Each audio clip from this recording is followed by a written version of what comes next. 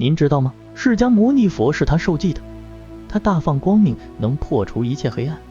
今天我们就一起来了解燃灯古佛吧。农历8月年2日是燃灯古佛的圣诞，恭迎燃灯古佛圣诞，祈愿众生离苦道业，早成正果。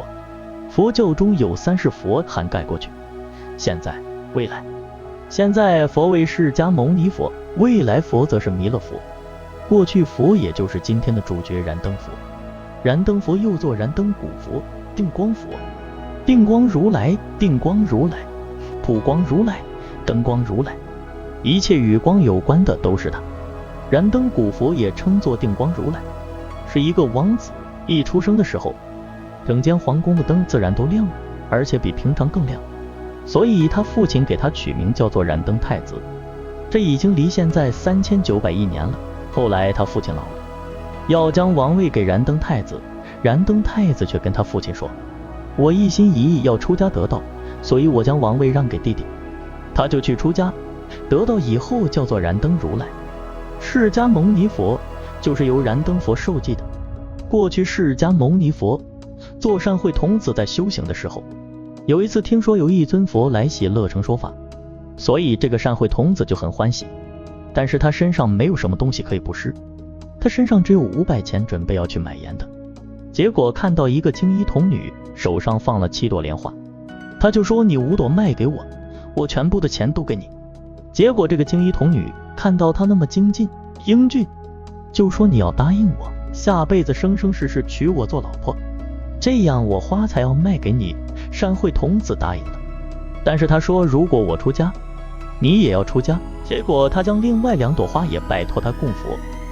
这就是耶输陀罗跟释迦牟尼佛500世的夫妻姻缘，每一次出家他都没有阻碍，乃至后来他成佛，耶输陀罗也出家证得阿罗汉。这叫做结善缘、结法缘，这最重要，转为法缘。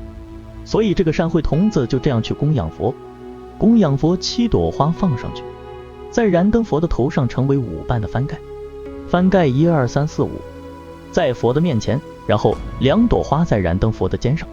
那时燃灯佛要走过来，地上有水，善慧童子把衣服脱下来铺在地上，结果不够遮盖住水，他要把身体趴下去，还是不够，他又把头发散开铺地，希望佛不要踩到肮脏的水。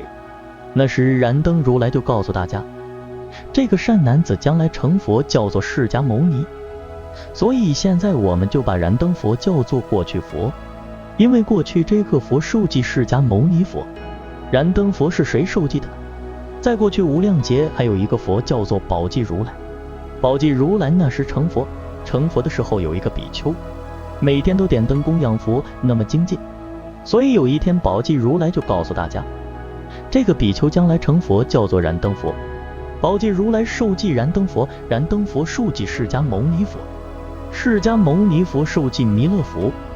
农历8月22日为燃灯佛诞日，为祝其万寿，在这天燃灯供花礼佛，就能累积功德。另外，燃灯佛其实就是佛教点灯的缘故，也就是寺庙中的长明灯。